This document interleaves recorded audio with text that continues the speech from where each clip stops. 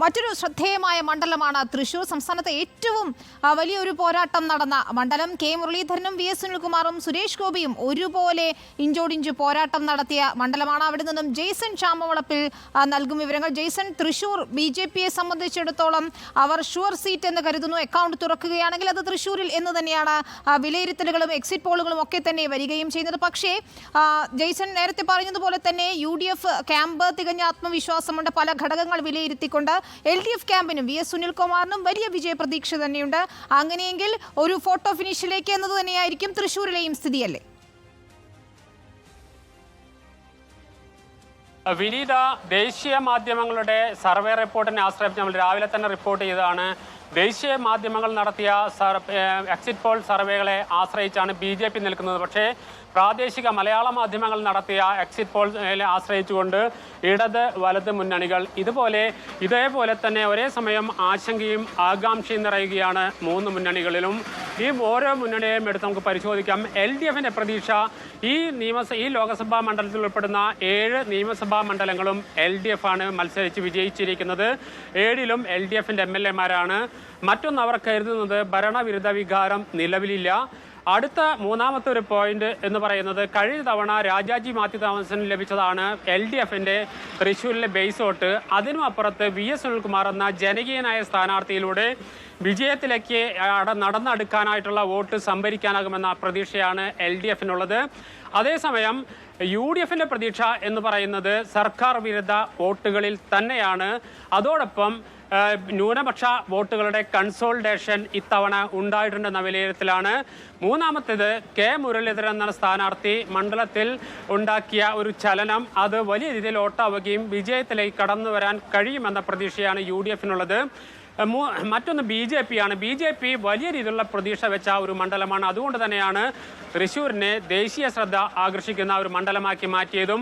കഴിഞ്ഞ തവണ തൃശ്ശൂരിൽ നിന്നും മത്സരിച്ച് പരാജയപ്പെട്ട് മടങ്ങിപ്പോകുകയല്ല ചെയ്തത് സുരേഷ് ഗോപി. തൃശ്ശൂരിൽ തമ്പടിക്കുകയായിരുന്നു. വിവിധ പ്രവർത്തനങ്ങളും മറ്റ് സാമൂഹ്യ പ്രവർത്തനങ്ങളൊക്കെ സുരേഷ് ഗോപി കഴിഞ്ഞ 5 വർഷക്കാലവും ഇവിടെ ഉണ്ടായിരുന്നു. അതിലൂടെ നിയമസഭാ തെരഞ്ഞെടുപ്പിൽ മത്സരിച്ച് തൃശ്ശൂരിലെ നിയമസഭാ മണ്ഡലത്തിൽ നിന്ന് 1000 ചില്ലാൻ വോട്ടിനാണ് അദ്ദേഹം അന്ന് പരാജയപ്പെടുന്നത്. അത്തരത്തിൽ വലിയ രീതിയിലുള്ള ഒരു സ്വാധീനം ഉണ്ടാക്കാൻ സുരേഷ് ഗോപിക്ക് ഈ മണ്ഡലത്തിൽ കഴിഞ്ഞുവെന്ന ആത്മവിശ്വാസമാണ് BJPയുടെ അടിസ്ഥാനപരമായ വിജയത്തിൻ്റെ അടിസ്ഥാനമെന്ന് നമുക്ക് പറയാനാകും.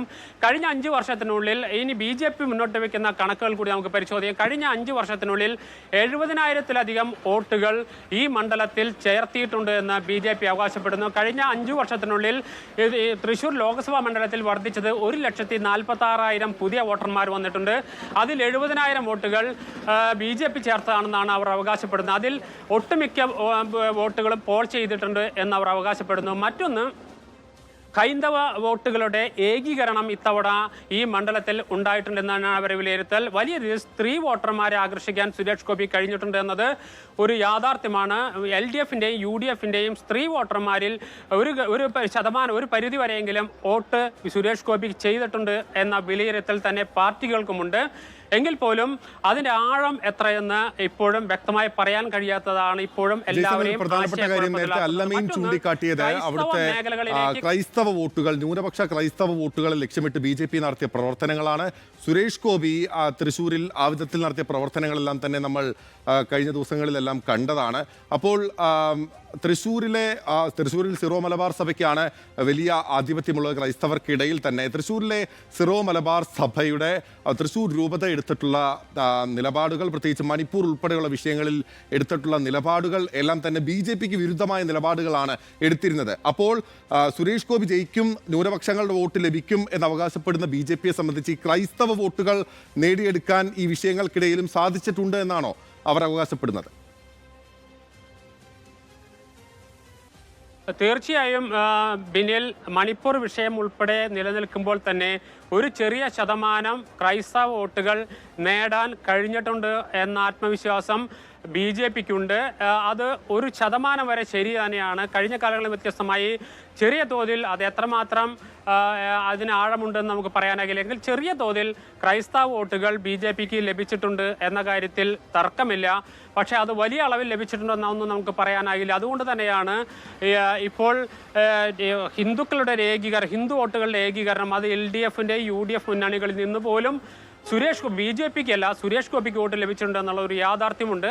പക്ഷേ ഞാൻ നേരത്തെ പറഞ്ഞതുപോലെ അതിൻ്റെ ആഴം അതിൻ്റെ ഡെപ്ത് എത്രയുണ്ട് എന്ന കാര്യത്തിൽ നമുക്ക് ഇപ്പോൾ വ്യക്തമായി പറയാനില്ല. ഞാനിപ്പോൾ ഇവിടെ റെയിൽവേ സ്റ്റേഷന് മുൻപിലാണ് നിൽക്കുന്നത്. കെ മുരളീധരൻ ഇപ്പോൾ ഇവിടെ എത്തിച്ചേരും. അവരെ കാണാൻ വേണ്ടി കൂടിയാണ്, കോഴിക്കോട് നിന്ന് വരുന്ന വഴിയാണ്.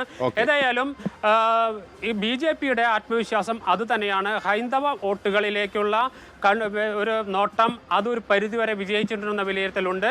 സുരേഷ് ഗോപി എന്ന വ്യക്തി പ്രഭാവത്തിൽ മാത്രം കേന്ദ്രീകരിച്ചുകൊണ്ട് തന്നെയാണ് ഇത്തവണ തൃശ്ശൂരിൽ പ്രവർത്തനം. ആ സുരേഷ് ഗോപിക്ക് BJPക്കല്ല അവിടെ വോട്ട്, സുരേഷ് ഗോപിക്കാണ് എന്ന് ആവർത്തിച്ച് പറഞ്ഞുകൊണ്ടുള്ള ഒരു പ്രവർത്തനം തന്നെയാണ്. മറ്റൊന്ന്, നരേന്ദ്രമോദി തുടർച്ചയായി തൃശ്ശൂരിലെത്തിയ ഉണ്ടാക്കിയ ഒരു ഓളമാണ്.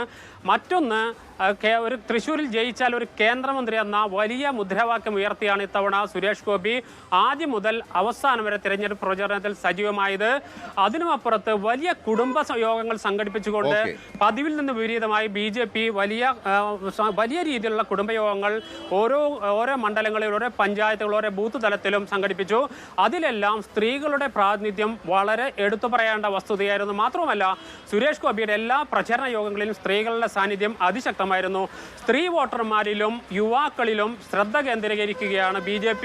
അവരുടെ വോട്ടുകൾ നല്ലൊരു ശതമാനം സുരേഷ് ഗോപിക്ക് ലഭിച്ചിട്ടുണ്ടെന്ന ഉറച്ച വിശ്വാസത്തിലാണ് തൃശ്ശൂരിൽ വിജയിക്കുമെന്ന് BJP ആവർത്തിച്ച് പറയുന്നത്. ഇനി അവസാനം ഇവരുടെ കണക്കുകളിലേക്ക് കൂടി വരാം. BJPയുടെ LDFിന്റെ കണക്കുകൂട്ടൽ ഏകദേശം 30,000, 25,000, 30,000 ഇടയിൽ വോട്ടിന് ജയിക്കുമെന്നാണ്. അതുപോലെ തന്നെ 40,000, 45,000 ഇടയിൽ ജയിക്കും. 40,000, 45,000 വോട്ടിൽ വിജയിക്കുമെന്നാണ് UDFിന്റെ കണക്കുകൂട്ടൽ. BJP സുരേഷ് ഗോപി പറയുന്നത് 1,00,000-ലധികം മുകളിൽ വോട്ട് ഭൂരിപക്ഷം ലഭിക്കുന്നു. പക്ഷേ ഏകദേശം ഈ 30,000-40,000 ഇടയിൽ ഒരു ഭൂരിപക്ഷത്തിൽ ജയിച്ചു കയറാനാകുമെന്ന കണക്കുകൂട്ടലിലാണ് BJP ഉള്ളത്. 4 നിയമസഭാ മണ്ഡലങ്ങളിൽ വ്യക്തമായ ഭൂരിപക്ഷം BJPക്ക് ലഭിക്കുമെന്നാണ് BJP പറയുന്നത്. ഒന്ന് തൃശ്ശൂർ, മറ്റൊന്ന് ഇരിഞ്ഞാലക്കുട, മറ്റൊന്ന് നാട്ടിക, അടുത്തത് പുതുക്കാട്. ഈ 4 മണ്ഡലങ്ങളിലും വ്യക്തമായ ഭൂരിപക്ഷം നേടാനാകും എന്ന് BJP കരുതുന്നു. അതോടൊപ്പം തന്നെ തൃശ്ശൂർ നിയമസഭാ മണ്ഡലത്തിൽ ഏകദേശം 20,000-ഓളം വോട്ടിന്റെ ഭൂരിപക്ഷം നേടാനാകുമെന്ന ആത്മവിശ്വാസം കൂടി BJP പങ്കുവെക്കുന്നുണ്ട്. ഞാൻ കഴിഞ്ഞ വാർത്താ ബുള്ളറ്റിൽ പറഞ്ഞതുപോലെ തന്നെ നാം BJPയെ കുറിച്ച് കൂടുതൽ പറയുന്നത് BJPയുടെ സാന്നിധ്യം കൊണ്ടാണ് തൃശ്ശൂർ ലോക്സഭാ മണ്ഡലം ദേശീയ ശ്രദ്ധയാകർഷിക്കുന്നതും അതിശക്തമായ ഒരു മത്സരത്തിലേക്ക് എത്തിച്ചേർന്നതും. വിനീത, ബിനിൽ.